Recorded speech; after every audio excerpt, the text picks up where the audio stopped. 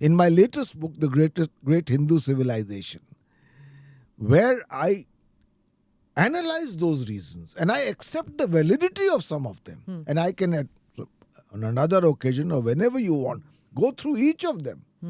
So there is a resonance to a certain reclaiming of Hindu pride.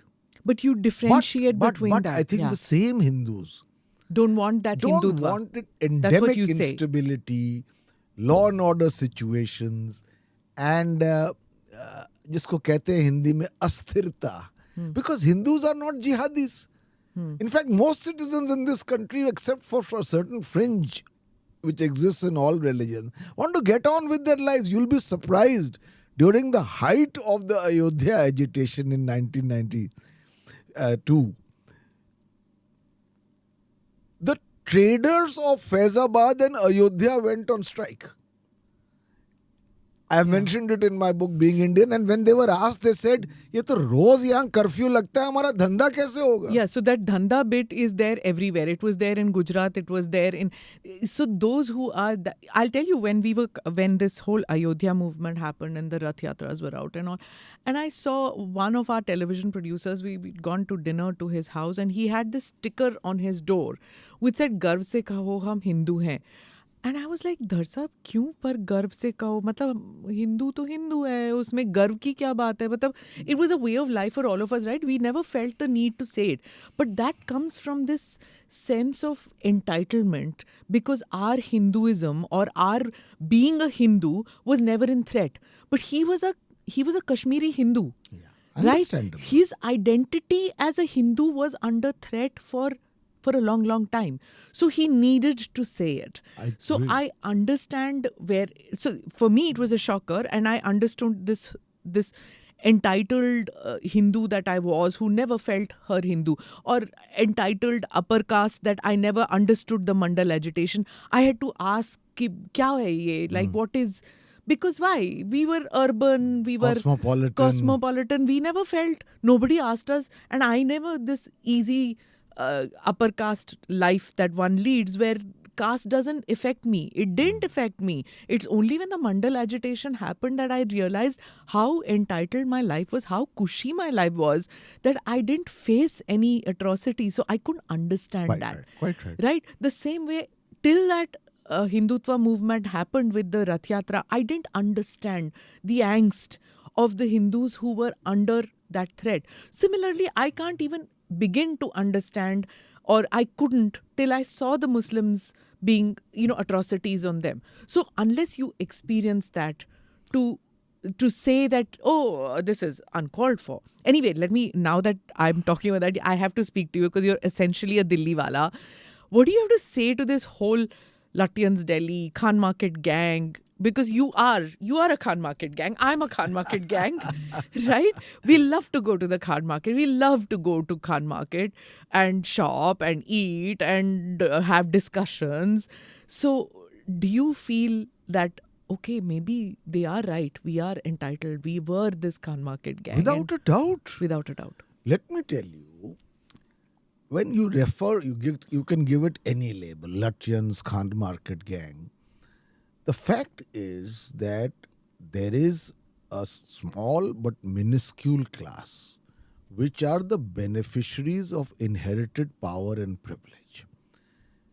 It also is a fact that they are vociferous in their views, but visibly cut off from the mainstream of life of the common masses outside the metropolises.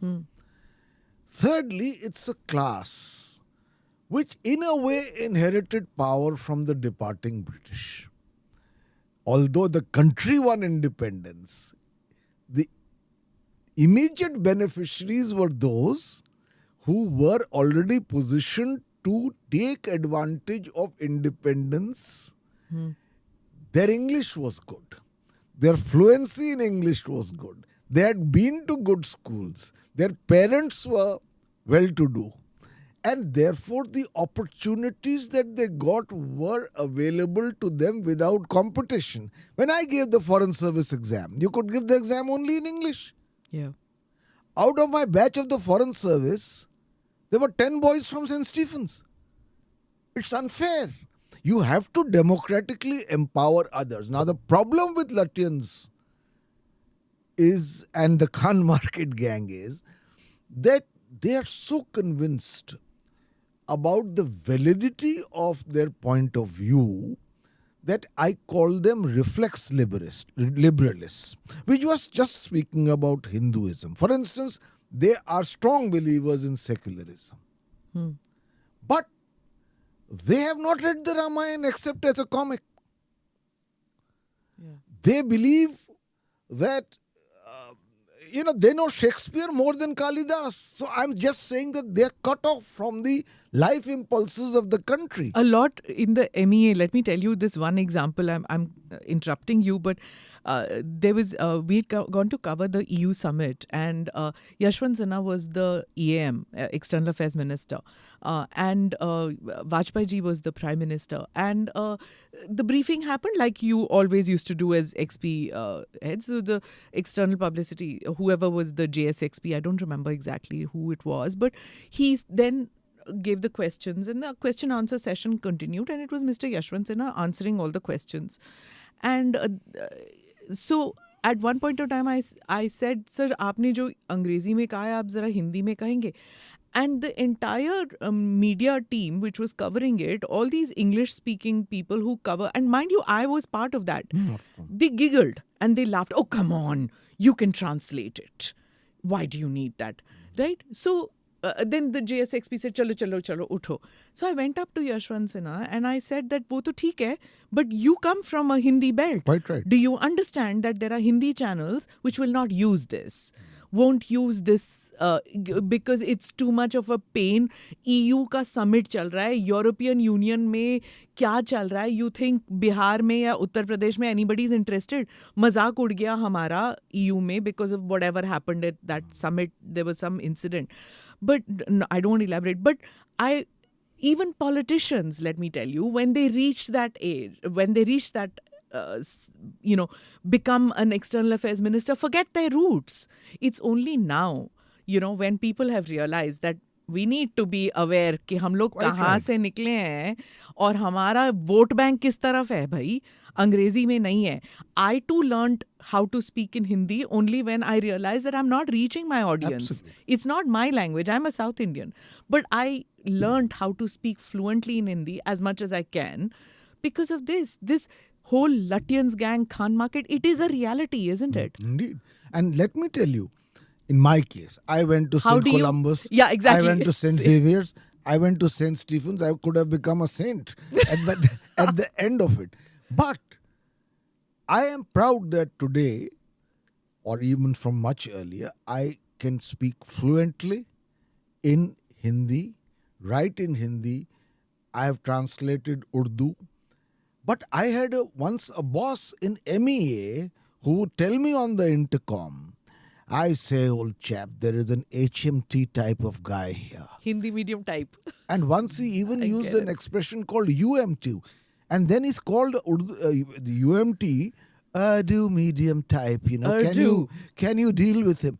So this kind of elitism... You mimic very well. I know exactly who you mean, but I'm not going to say the name. No, this kind of elitism cut off from the reality of India, which, by the way, and this is my footnote, doesn't mean that whatever the so-called Lutyens gang or Karmantkit gang believes in is wrong. But they need to develop greater authenticity, credibility in voicing it. Right.